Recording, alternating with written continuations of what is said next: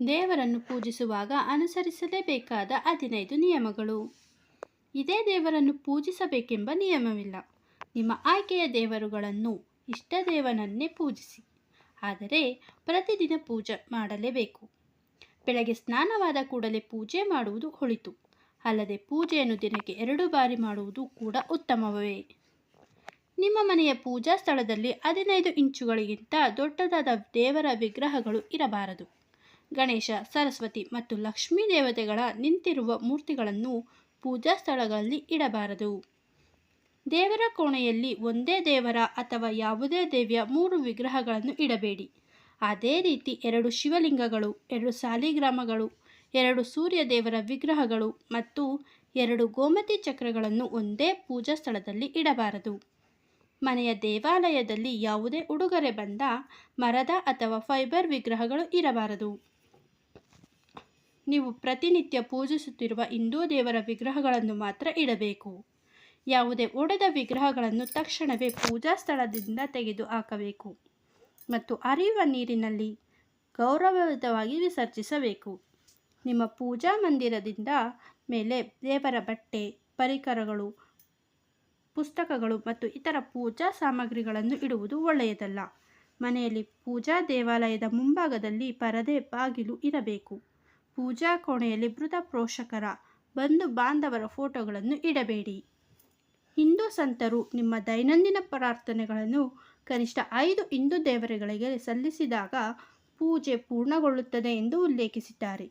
ಇದನ್ನು ಪಂಚದೇವ ಎಂದು ಕರೆಯುತ್ತಾರೆ. ಅದರಲ್ಲಿ ಒಬ್ಬರು ನಿಮ್ಮ ಇಷ್ಟ ದೇವರಾಗಿರಬೇಕು. ಪ್ರಾರ್ಥಿಸಬೇಕಾದ 5 ಪ್ರಮುಖ ದೇವರುಗಳೆಂದರೆ ಭಗವಾನ್ ಸೂರ್ಯ, ಗಣೇಶ, ದುರ್ಗಾ, ಶಿವ ಮತ್ತು ವಿಷ್ಣು. ಪೂಜೆಯನ್ನು ಯಾವಾಗಲೂ ಪೂರ್ವ ಅಥವಾ ಉತ್ತರಕ್ಕೆ ಮುಖ ಮಾಡಿ ಮಾಡಬೇಕು. ಯಾವುದೇ ಸಂದರ್ಭದಲ್ಲಿ ಹಿಂದೂ ದೇವರುಗಳ ಪೂಜೆಯನ್ನು ದಕ್ಷಿಣಕ್ಕೆ ಅಭಿಮುಖವಾಗಿ ಮಾಡಬಾರದು. ಅಲ್ಲದೆ ಹಿಂದೂ ದೇವರ ಮೂರ್ತಿಯ ಕಡೆಗೆ ನಿಮ್ಮ ಬೆನ್ನನ್ನು ಹಾಕಿ ಕುಳಿತುಕೊಳ್ಳಬಾರದು. ಬೆಳಗ್ಗೆ ಪೂಜೆ ಮಾಡುವಾಗ ತುಪ್ಪದ ದೀಪದಿಂದ ಹಚ್ಚಬೇಕು. ಸಂಜೆ ಎಣ್ಣೆಯಿಂದ ದೀಪವನ್ನು ಬೆಳಗಿಸಬೇಕು. ನೀವು ಎಂದಿಗೂ ಒಂದು ದೀಪದಿಂದ ಮತ್ತೊಂದು ದೀಪವನ್ನು ಹಚ್ಚಬಾರದು. ಇದು ಮನೆಯಲ್ಲಿ ಅನಾರೋಗ್ಯವನ್ನು ಆಕರ್ಷಿಸುತ್ತದೆ. ನೆಲದ ಮೇಲೆ ಕುಳಿತು ಪ್ರಾರ್ಥನೆಗಳನ್ನು ಮಾಡಬಾರದು. ಚಾಪೆ ಅಥವಾ ಮಣೆ ಮೇಲೆ ಕುಳಿತುಕೊಳ್ಳಬೇಕು. ಪೂಜೆಯಲ್ಲಿ ಬಳಸುವ ಗಂಗಾಜಲವನ್ನು ಯಾವುದೇ ಪ್ಲಾಸ್ಟಿಕ್, ಅಲ್ಯೂಮಿನಿಯಂ ಅಥವಾ ಕಬ್ಬಿಣದ ಪಾತ್ರೆಗಳಲ್ಲಿ ಇಡಬಾರದು. ಅದಕ್ಕಾಗಿ ತಾಮ್ರದ ಪಾತ್ರೆ ಒಳ್ಳೆಯದು ಎಂದು ಪರಿಗಣಿಸಲಾಗುತ್ತದೆ. ಅದೇ ರೀತಿ ತಿಲಕಕ್ಕೆ ಬಳಸುವ ಚಂದನವನ್ನು ತಾಮ್ರದ ಪಾತ್ರೆಗಳಲ್ಲಿ ಸಂಗ್ರಹಿಸಬಾರದು. ಯಾವುದೇ ದೇವರನ್ನು ಪೂಜಿಸುವಾಗ ನೀವು ಯಾವಾಗಲೂ ಧ್ಯಾನ ಮಾಡಬೇಕು.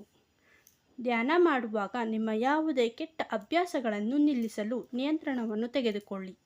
ನಿಮ್ಮ ಋಣಾತ್ಮಕತೆಯನ್ನು ನೀವು ಎಷ್ಟು ವೇಗವಾಗಿ ತೊಡೆದುಹಾಕುತ್ತೀರೋ ಅಷ್ಟು ಬೇಗ ನಿಮ್ಮ ಆಸೆ ಈಡೇರುತ್ತದೆ. ದೇವರಿಗೆ ಪೂಜೆ ಸಲ್ಲಿಸಿದ ನಂತರ ಒಂದೇ ಸ್ಥಳದಲ್ಲಿ ನಿಂತು 3 ಪರಿಕ್ರಮಗಳನ್ನು ಮಾಡಬೇಕು.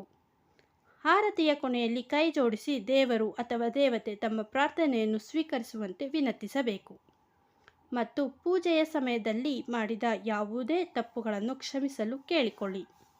ಪೂಜೆಯ ಸಮಯದಲ್ಲಿ ಈ ವಿಷಯವನ್ನು ನೆನಪಿಡಿ: ದುರ್ಗಾದೇವಿಗೆ ದುರ್ವಾ ಹುಲ್ಲನ್ನು ಅರ್ಪಿಸುವುದಿಲ್ಲ. ಇದು ಗಣೇಶನಿಗೆ ಮಾತ್ರ. ಆದರೆ ದುರ್ವಾವನ್ನು ಭಾನುವಾರದಂದು ಗಣೇಶನಿಗೆ ಅರ್ಪಿಸಬಾರದು. ಸೂರ್ಯದೇವನಿಗೆ ಆರ್ಘ್ಯ ಅರ್ಪಿಸುವಾಗ ದೈವಿಕ ಶಂಖದಿಂದ ನೀರನ್ನು ಸುರಿಯಬಾರದು. ಪೂಜೆಯ ಸಮಯದಲ್ಲಿ ಮಾತ್ರ ದೈವಿಕ ಶಂಖವನ್ನು ಊದಬೇಕು. ಸ್ನಾನ ಮಾಡದೆ ತುಳಸಿ ಎಲೆಗಳನ್ನು ಕೀಳಬಾರದು. ಕಮಲದ ಹೂವನ್ನು ಲಕ್ಷ್ಮೀದೇವಿಗೆ ಅರ್ಪಿಸಲಾಗುತ್ತದೆ. ಅಶ್ವತ್ಥ ಮರಗಳಿಗೆ ಬುಧವಾರ ಮತ್ತು ಭಾನುವಾರ ನೀರು ಹಾಕಬಾರದು. ಕೇತಕಿ ಹೂಗಳನ್ನು ಶಿವನಿಗೆ ಅರ್ಪಿಸಬಾರದು. ದೇವರಿಗೆ ಅರ್ಪಿಸುವ ಹೂಗಳನ್ನು ತಾಮ್ರದ ತಟ್ಟೆಯ ಮೇಲೆ ಇಟ್ಟು ನೈವೇದ್ಯ ಮಾಡಬೇಕು. ಸ್ನೇಹಿತರೆ, ಈ ಮಾಹಿತಿ ನಿಮಗೆಲ್ಲ ಇಷ್ಟವಾಗಿದ್ದರೆ ವಿಡಿಯೋಗೆ ಒಂದು ಲೈಕ್ ಮಾಡಿ, ಹಾಗೆ ಶೇರ್ ಮಾಡಿ ಮತ್ತು ಚಾನಲನ್ನು ಸಬ್ಸ್ಕ್ರೈಬ್ ಆಗಿ. ಧನ್ಯವಾದಗಳು.